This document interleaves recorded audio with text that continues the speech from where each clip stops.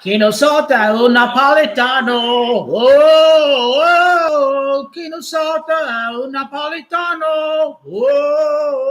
Oh, Kino Sota, un Napolitano. Oh, Kino Sota, un Napolitano. Oh, 15 minutes left. Let's go. Forza Juve. Forza Juve. Forza Juve. Forza Juve. Die, die, die, die, die, die, die, die, die, die. Come on, come on, come on, come on, come on. 1-0 Juventus. Let's go, let's go, let's go. Let's go, let's go, let's go. Grande David. Good goal. Clap, clap, clap, clap. Hopefully you're settling in. Hopefully you're settling in. Hopefully. Timing of the run, but a lovely little looping ball from Locatelli, the only goal today. So getting into the game today, I can tell you what happened. So it's no sense of panic yet. There's no reason to panic. The script was for Manchester United to win. Liverpool are in 6th place. Imagine if Liverpool lose against City. If Liverpool lose against City, they may miss the Champions League. I mean, but if anybody who thinks Arsenal is bottling it, like, that's not what's happening. Like, it's just Man United are playing great football. Like, you have to give them credit. Amorim is a dope. He's completely over his head. It's not bottling when Man United are simply playing great football. They're coming off back-to-back wins against the top 2 teams. And I missed the goal. I missed the goal. Yeah! Golazo! Golazo! Who was it? Was it Moratti? Yes! Moratti scored. No, it was Yildiz. I missed it. I missed it. I wasn't watching. Oh, that was a bad back pass, too. He gifted. That was a gifted goal. Yes. Yildiz. Yildiz. Yildiz. Yildiz. Yildiz. Yildiz. Yildiz. Yildiz. Kenan. Kenan. 2-0. Juventus win. 2-0. Juventus win. Let's get into it. Let's get into it. Okay, the interpretation I thought was they would get their first Premier League win since Bournemouth to get the 53 points. But I didn't look too ahead. I didn't look far ahead in the schedule. That's the problem. So that was the wrong interpretation right there. 53rd points, first win since they beat Bournemouth. Okay, so right here, they're going to beat Leeds. They're going to get their 53rd points. They're going to enter the second leg with 53 points. Chelsea's Camacho, 53. Arsenal enter second leg versus Chelsea Carabao Cup with 53 points. So it's all a script. Today was a scripted match. So this was the right interpretation. This is why Manchester United won the game. Manchester United could hire Michael Carrick as a full-time manager. They're playing some very good attacking football. It seems like they were held back by Ruben Amorim. Arsenal still got this. They're not bottling it. Man United are just simply playing great football. It's not like Arsenal are bottling it because it was 4 points entering the Manchester Derby. Entering the Manchester Derby, the gap was 4 points. After Arsenal, Man United, the gap is 4 points. Man United just playing great football. Nobody's bottling it. It's just Manchester United are playing great football. You have to give the credit to Manchester United. But the stupid back pass by Subimendi, that was a gift. That was like Mustafi or Kolasinac back in the day during the banner era of Arsenal. Like, that was a very bad back pass. Like, it really should have ended in the draw. The match really should have ended in the draw. That back pass right there, that was a straight gift. I guess it's still Christmas, I guess. So, yeah, I mean, if you see the the first goal by Manchester United. I mean, that was a outright gift right there. But yeah, Arsenal are playing some very bad, boring, disgusting, sideways football. And Arteta is a reaction. He's not a proactive manager. Like he doesn't. The only reason why Arsenal scored 91 goals a couple of years ago, it's because it was in direct reaction to what Manchester City are doing. That was the only chance that they had to keep pace with Manchester City 2 years ago, was to score goals, as many goals as you can, week in and week out. In these past 2 seasons, when Manchester City haven't been good, Arteta is just not ruthless. It's that Evertonian mentality that's the problem with Arteta. And this is why Arsenal are not going to win the Champions League.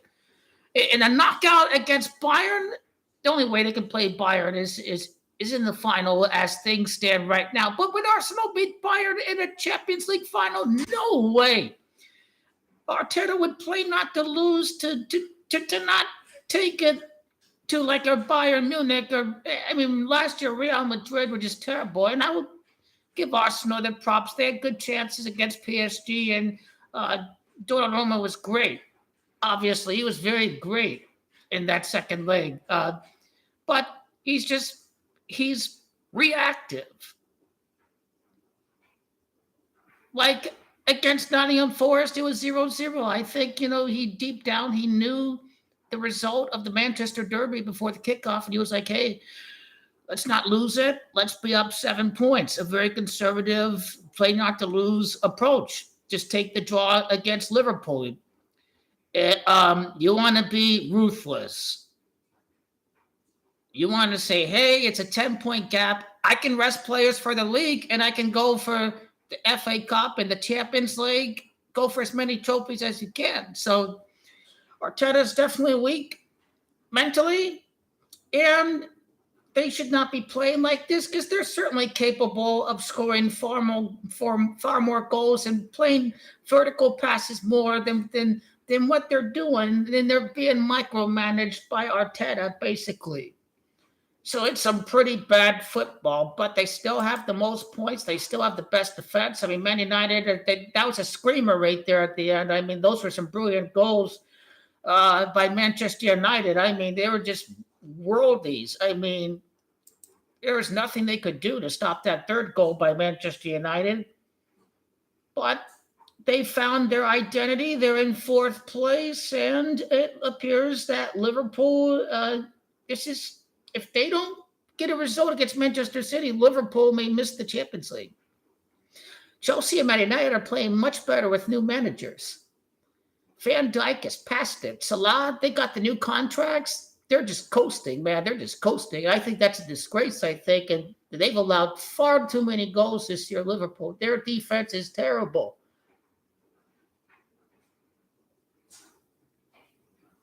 And Chelsea have looked a lot better. So, yeah, if Liverpool lose against Man City, they may miss the Champions League. How much money did they spend in the transfer window? Odegaard, he just goes missing as a passenger too much. Who should be in there instead? Eze, he probably should be starting, quite frankly. Odegaard is just...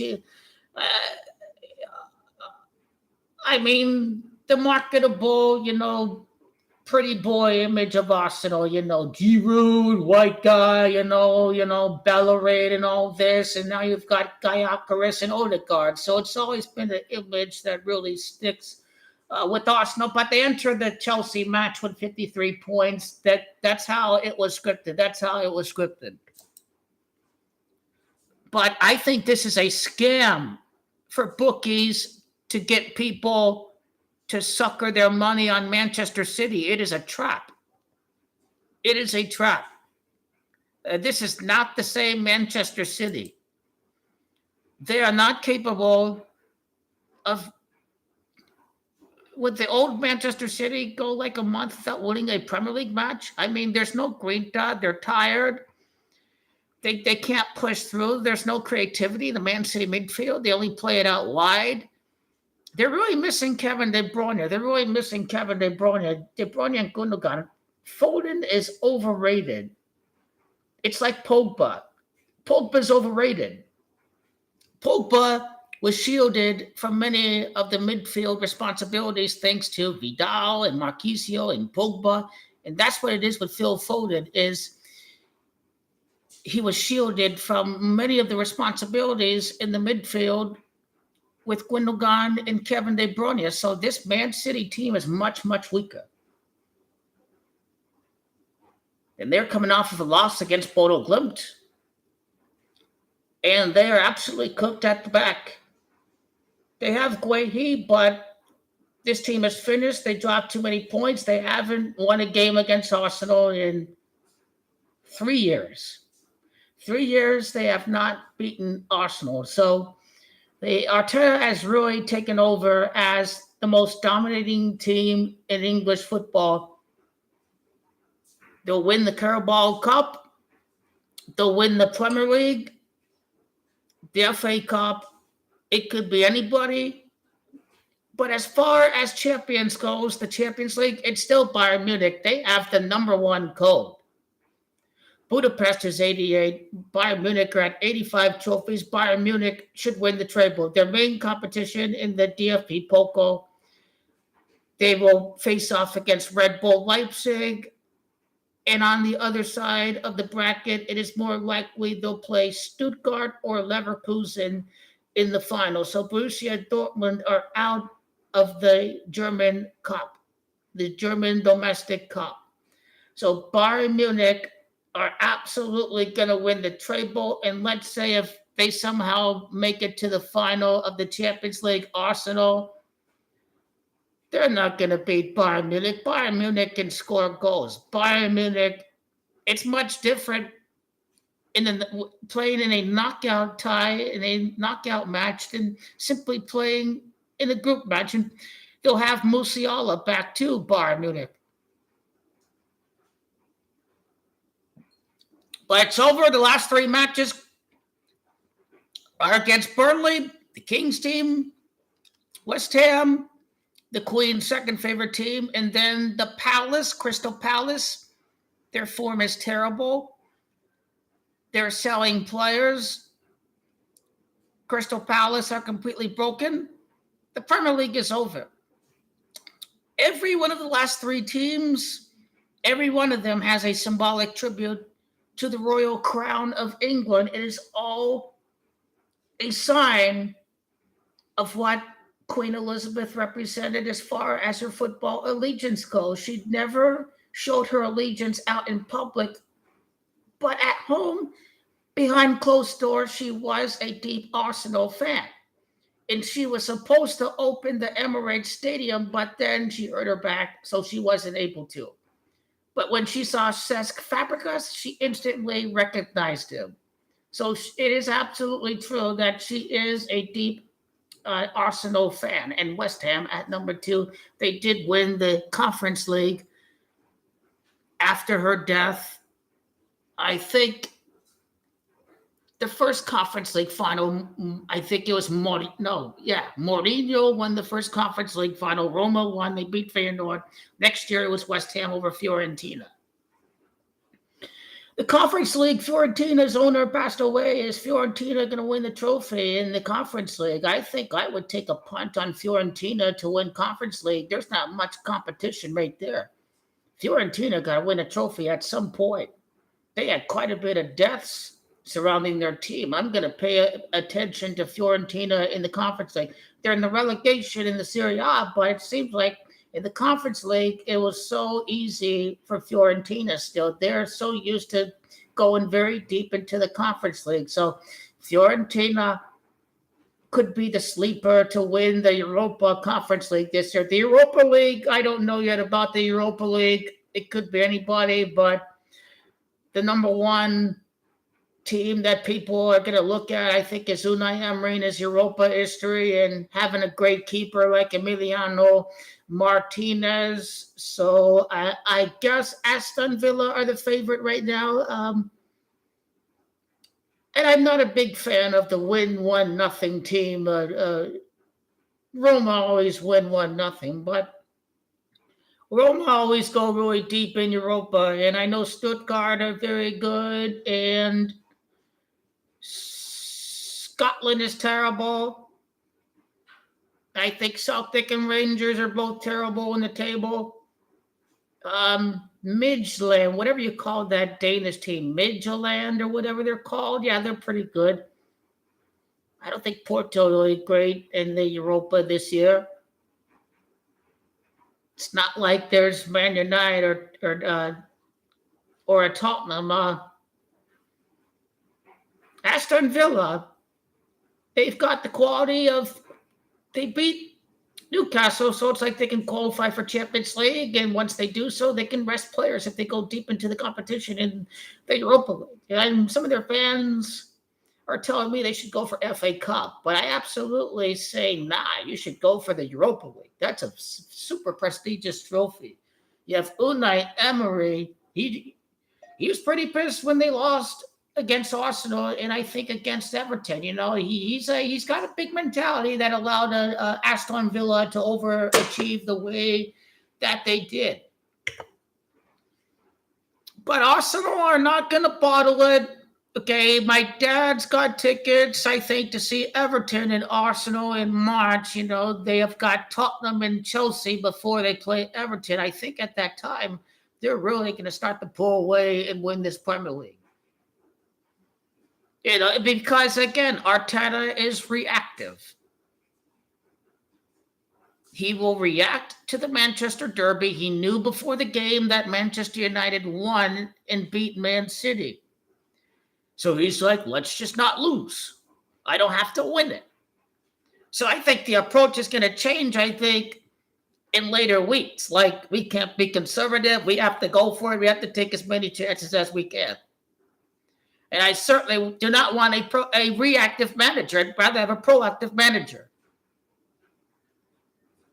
There's nothing wrong with building your tactics around shutting down the opponent. That's what Arteta does. Let's use our strength and let's impose our will. Let's stop what the opponent's good at doing. I missed the third goal because I'm talking to you guys. I saw the second goal. It was a gift. Aha! Napoli are shit. They may miss Champions League. Conte's going to leave Napoli. If we had Spalletti at the start of the year, we'd be Scudetto contender. I'm not saying we would win Scudetto if we had Spalletti. They're playing much better with Luciano Spalletti. This would never happen with Allegri. Allegri in these 3-5-2 formation against the bottom of the table. He's costing Milan the Scudetto when there's no European football for Milan. Napoli are finished. What to do? They were still very much in this game.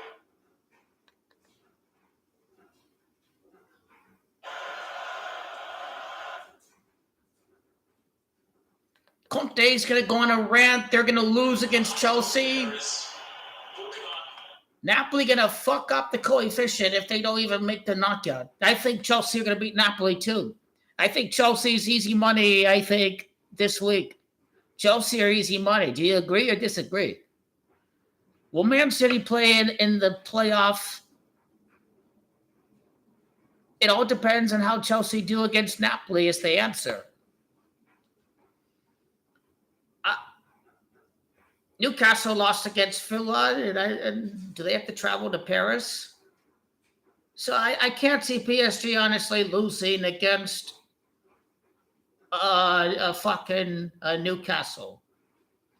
So let's go to the Champions League table. If Man City have to play the playoff round, that is going to absolutely favor Arsenal. This would be the worst thing that can happen to them. So we go to Champions League table. I think Tottenham's going to win against Frankfurt because they ended a 17-year trophy drought, and Tottenham should get their 17th points. The Premier League, all the haters, the Premier League is so weak.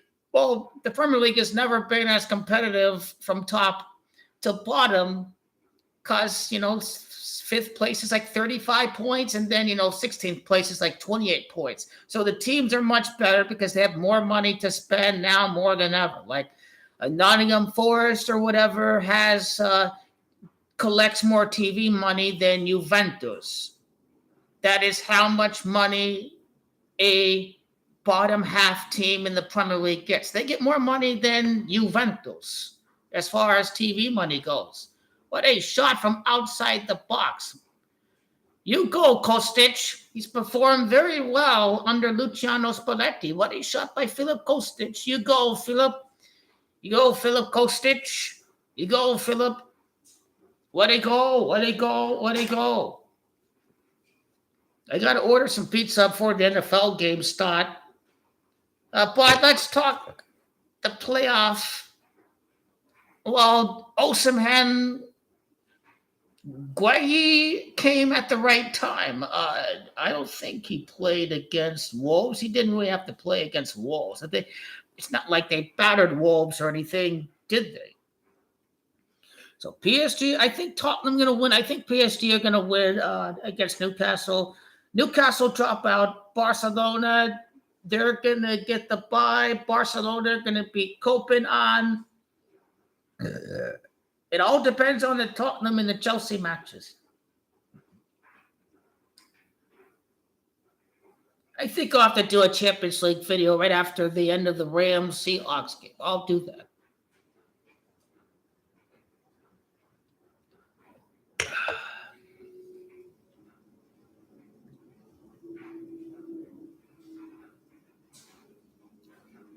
I think, I will end it right here.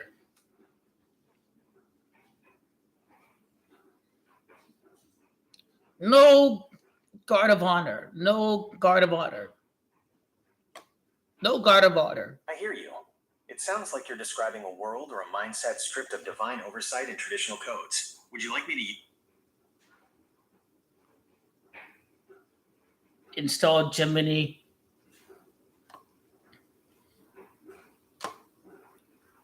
Yeah, I think PSG are going to win. I think Tottenham are going to win.